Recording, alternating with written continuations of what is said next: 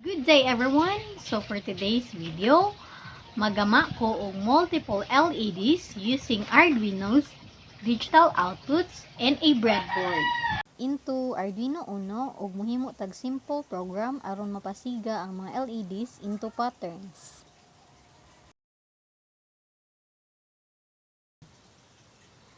So, let's add Arduino Uno. And then after that, let's add a breadboard.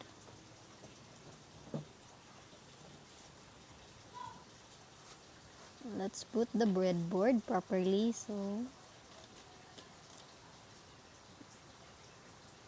And then always jud nato hinumduman to connect 5 volts and ground to long rails as a starting point for any Arduino circuits. So let's connect the ground and the 5 volts.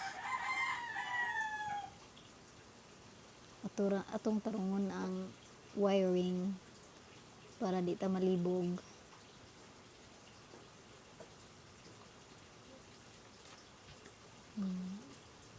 O para di ta masabod.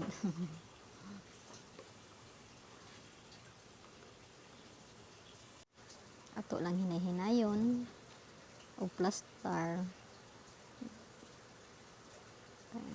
Practice makes perfect. So, sa siging hinay-hinay, na-plaster agad siya.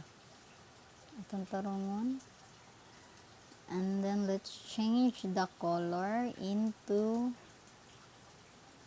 black. Wire connection to ground are typically black. So, atong change to black. Now, let's connect the 5 volts.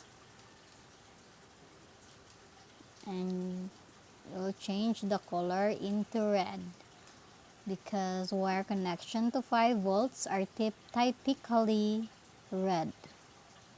And then atong i-plaster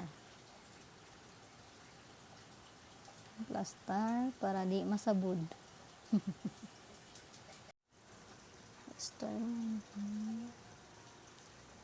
Na-plaster na. Let's create the blink circuit using the breadboard. So, scroll up. Let's add an LED to the breadboard. So, its legs go into 2 different rows of the breadboard. You can change the color of LED any color you want. Attach the wire to any of the holes in the same rows to make an electrical connection. Add a resistor. Let's add a few more LEDs.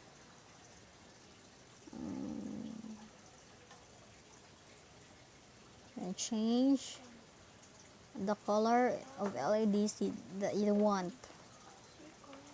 And change the color into green. And the other one, I change the color into blue.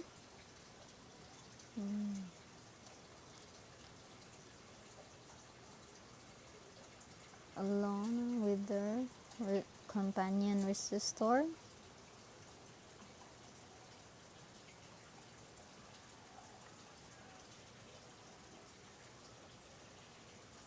Change into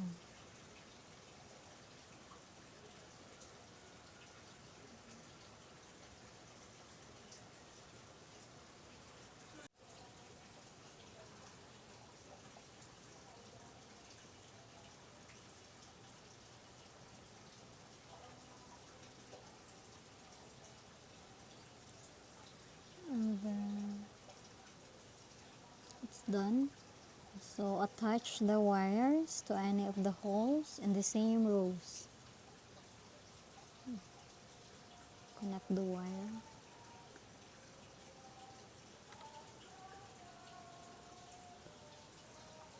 And then One.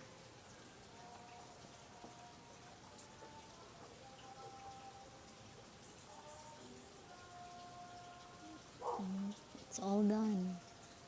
So let's go to the code blocks editor to create this animation effects. So to make the speed of animation adjustable, add in a variable that will serve as the amount of time between state changes. I'm going to call mine a light speed. I just like it. And you click OK. At the beginning of the program, set the variable into your desired time in milliseconds.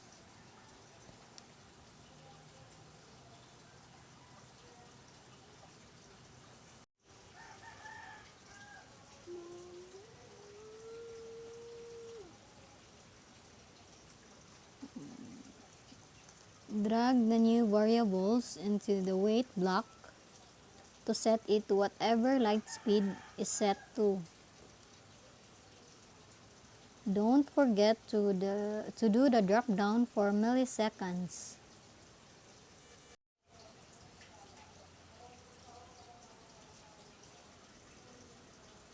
So next is use another output block. Set the next pin. Set the next pin in 12 high.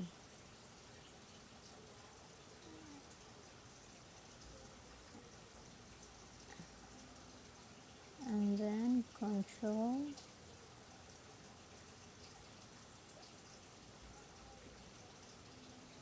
Then low with another pulse after.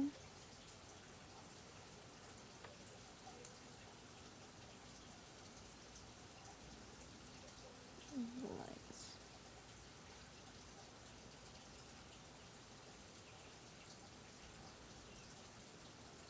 Change into milliseconds.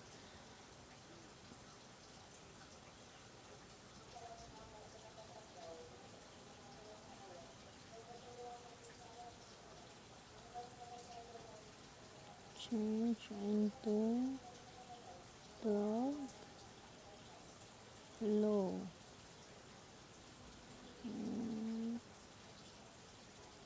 Duplicate this block for as many LEDs as you have left and change the pin numbers to correspond to the connected LEDs. Test cut the code by starting the simulator.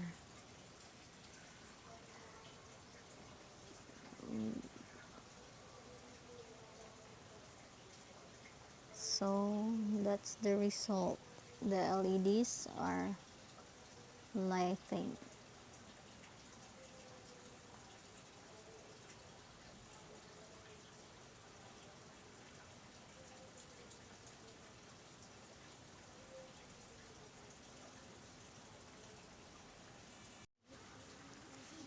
So we are done.